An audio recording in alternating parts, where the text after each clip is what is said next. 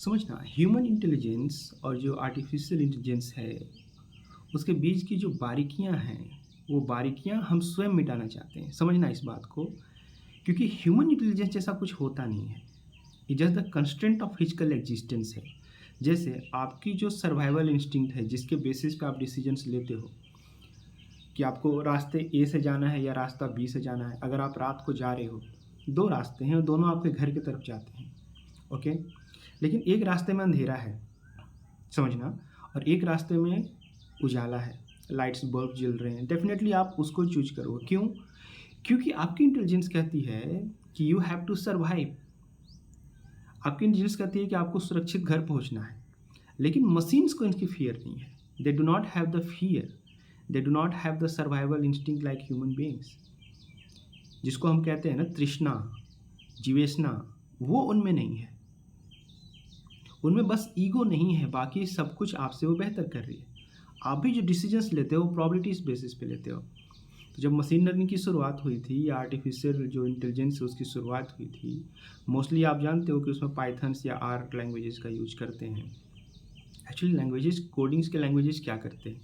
जैसे आपने एक रिलेशन सीखा कि मान लो कि रोहन अगर ज़्यादा समय तक पढ़ेगा तो उसके ज़्यादा नंबर आएंगे। तो ये जो डायरेक्टली प्रोपोर्शनैलिटी है, इसको आप इक्वेशन की तरह लिख लो। मान लो y is equal to 2x, एक रिलेशन ले लो। तो जब भी हमारे पास x वेरिएबल्स, हमारा जो यहाँ पे डिपेंडेंट वेरिएबल्स है, y डिपेंडेंट वेरिएबल और x हमारा इंडिपेंडेंट वेरिएबल है, तो x में जब भी हम वैल्यू पुट करेंगे तो वो हमें इक्वल रिजल्ट देंगे। जैसे y इज इक्वल टू 2 × 1, तो हमें 2 दिया उन्होंने। y इज इक्वल टू 2 × 2 तो 4 देगा। y इज इक्वल टू 2 × 3 तो 6 देगा, राइट। तो आते हैं रोहन पे। तो रोहन अगर पढ़ाई करता है 2 घंटे, तो उसके रेगुलर अगर वो 2 घंटे की पढ़ाई करे तो उसके मान लो नंबर 40% आते हैं। लेकिन वो 3 घंटे पढ़ाई करते तो उसके 60% आ जाते हैं। तो ये हमें क्या दिखलाता है कि हम भी जो सीखते हैं चीज़ें, वो हम पैटर्न से सीखते हैं, और उसी पैटर्न्स को अगर हम लर्निंग के वे में कंप्यूट कर दें, कमांड्स दे दें मशीन्स को, एक लूप बना दें कि वो अपने एरर्स को विथ इन लाइक 100,000 जितने भी बार हैं, जो वेटेज है, वो उससे अपनी एक्यूरेसी बढ़ा ले, राइट। एक मोस्ट प्रोबेबल जोन में आए जो कि ह्यूमन इंटेलिजेंस को सरपास करे। बस इतना उसे करना है, ठीक है। ये सारी बातें थोड़ी सी टेक्निकल लगती है, लेकिन इतनी भी टेक्निकल है नहीं। आप ऐसा समझो कि हम भी जो डिसीजंस लेते हैं वो कुछ ना कुछ पैरामीटर्स पे लेते हैं, और वो पैरामीटर्स को हम कितना अहमियत देते हैं इस बात पे। जैसे कि आप ऐसा समझो कि अगर आप बहुत ज़्यादा अहमियत देते हैं पद को, कि सोसाइटी में अगर हम एक ऊंचे पद पे जाएंगे तो हमें रिस्पेक्ट मिलेगा, ऐसा आपकी मनोवृत्ति है, ऐसी आपकी।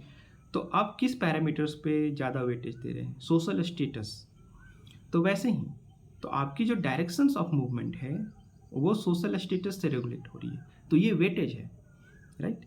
तो वो जो वेटेज है वो हम भी दे सकते हैं किसी पैरामीटर्स को आर्टिफिशियल इंटेलिजेंस में थ्रू द कोडिंग, राइट। तो उस वेटेज को वो बार बार रेक्टिफाई करके एक अप्रॉक्सीमेटली लगभग 80% ऑफ एक्यूरेसी तक पहुंच जाए, 85%, 90% एक्यूरेसी तक पहुंच जाए, तो वो रिजल्ट ह्यूमन इंटेलिजेंस के जैसा ही होगा। तो मैंने क्या बोला कि 99% जो ह्यूमंस हैं वो बेसिकली 0 और 1 इस तरह बाइनरी ही सोच रहे हैं, लेकिन वो बाइनरी वो ऑब्टेन कर रहे हैं प्रोबेबिलिटी जोन से, है ना। और वो प्रोबेबिलिटी जोन उनकी जो डिसाइड हो रही है वो डिसाइड हो रही है उनके फिजिकल एग्जिस्टेंस से। तो यह बात आप मान के चलो कि अगर हम फिजिकल एग्जिस्टेंस के को ही अपने इंटेलिजेंस का आधार मानते हैं, तो मशीन लर्निंग हमसे ज़्यादा, या आर्टिफिशियल इंटेलिजेंस जो है वो हमसे ज़्यादा बेहतर करेगी हर सेक्टर्स में।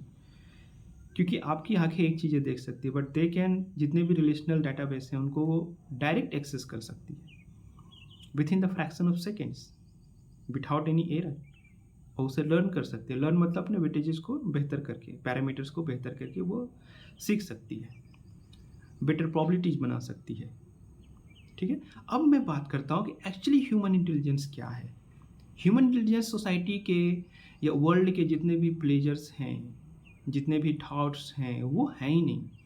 ह्यूमन इंटेलिजेंस हमेशा से वो शून्यता की अवस्था रही है, जहाँ तक जो पहुँच गया, जिसको हम निर्वाण कहते हैं, थॉटलेस प्रोसेसेस, मतलब you stop being regulated by the social inputs, है ना? जितने भी समाज के द्वारा जो विचारें आपके अंदर आ रही हैं, आप उससे रेगुलेट होना बंद हो जाओ। And you start observing them. Okay, आप बच्चे पैदा करने बंद करो, आप विवाह करना बंद करो, राइट? क्योंकि मोस्ट ऑफ द थिंग्स जो ये है ना, ये आपको फिजिकल एग्जिस्टेंस में बांध के रखने के लिए है। सुनने में थोड़ा सा आपको अटपटा लगेगा, because you are trained in that way, your mind is conditioned, condition that way. आपके माइंड को कंडीशन इस तरह से किया गया है, क्योंकि यहाँ पे बाइनरी है। यहाँ भी बाइनरी ये क्या है ना, कि अ क्लास ऑफ इलीट और करप्ट कह लो आप, क्लास ऑफ करप्ट पीपुल्स और इलाइट पीपुल्स हैं, और एक क्लास ऑफ लेबर्स है। तो क्लास ऑफ लेबर्स को 0 मान लो, और जो इलाइट पीपुल्स है उनको 1 मान लो, या आप एक्सचेंज कर सकते हो अपने हिसाब से, कह रहे उनको 0 मान रहे, उनको 1 मान रहे। तो ये जो बाइनरी है ना, ये अपने प्रोबेबिलिटी जोन्स में कंफर्टेबिलिटी ढूंढते हुए जो इंटरैक्ट करते हैं, इससे पूरा इकोनॉमिक सिस्टम्स बनता है। और उस इकोनॉमिक सिस्टम्स में जो फाइनेंशियल इंस्ट्रूमेंट्स होते हैं, उसका यूज करके इलाइट रहते हैं, और जो लेबर क्लासेस है वो लेबर क्लासेस रहते हैं, राइट? और इनके बीच के जो क्लासेस हैं, उससे जो भी पॉलिटिकल मूवमेंट्स निकलते हैं, उसमें जो भी तुष्टीकरण करनी है वो तुष्टीकरण करते हैं, लीडर्स बनते हैं। ये पूरा ऐसा आपका चलता रहता है। तो ह्यूमन इंटेलिजेंस और आर्टिफिशियल इंटेलिजेंस में अगर आप सोचो, तो अगर आप भी सोशल या मटेरियल पैरामीटर से रेगुलेट हो रहे हो, तो you are not different than an artificial intelligence. Okay.